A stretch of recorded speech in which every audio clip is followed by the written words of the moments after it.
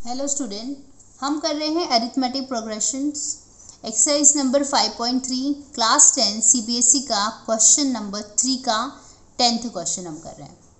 ठीक है, क्वेश्चन क्या कहता है देखो, in an AP given L equal to 28, S is equal to 144 and there are total 9 terms, find ए।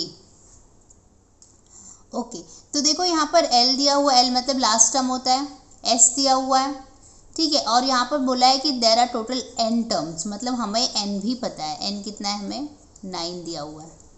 ठीक है, यहाँ पर हमें एस दिया है, पर एस कौन से वाले टर्म का है, मतलब सम ऑफ द फर्स्ट 9 टर्म, क्योंकि यहाँ पे बताया गया है कि देर आर टोटल 9 टर्म, तो ये हो जाएगा 144। ठीक है, एल मतलब क्या होता है, लास्ट टर्म, लास्ट टर्म उसका 28 है और हमें ए फाइंड करना है, मतलब फर्स्ट टर्म फाइंड करना है। ठीक है, तो हम लोग एस एन का फॉर्मूला लगाएंगे, और कौन सा वाला लगाएंगे, जहाँ पर फर्स्ट और लास्ट टर्म मेंशन हो रहा है, क्योंकि हमें उसी से आंसर आएगा। ठीक है, अभी एस एन का क्या है formula, n/2 a plus L, जहाँ हमें पता है ए क्या है फर्स्ट टर्म और एल क्या है लास्ट टर्म।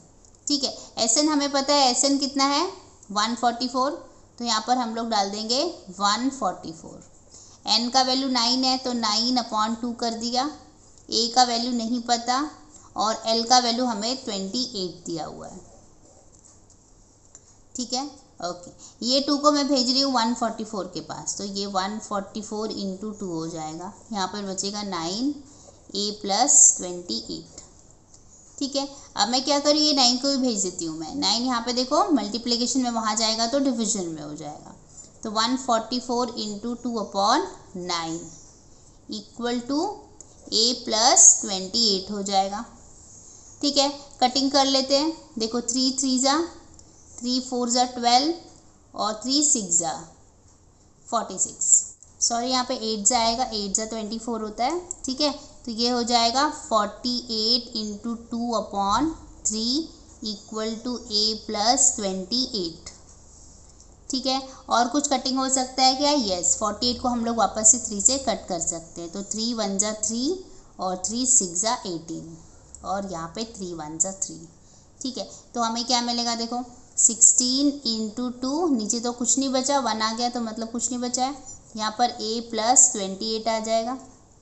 ठीक है, अभी हम लोग a को अकेला छोड़ते हैं और 28 को लेके जाते हैं यहाँ पर, देखो ये 16 × 2 मतलब ये बन गया अभी 32, कौन आ रहा है वहाँ से 28, तो ये -28 हो जाएगा। ठीक है, अभी 32 में से अगर हम 28 को माइनस कर देते हैं तो हमें कितना मिलेगा, 4 मिल जाएगा, तो मतलब a का वैल्यू हमने कितना निकाल दिया है, 4। तो यहाँ पर हमारा क्वेश्चन ख़त्म हो जाता है। आई होप आपको समझ में आया है। Keep watching, keep learning, thank you, bye bye.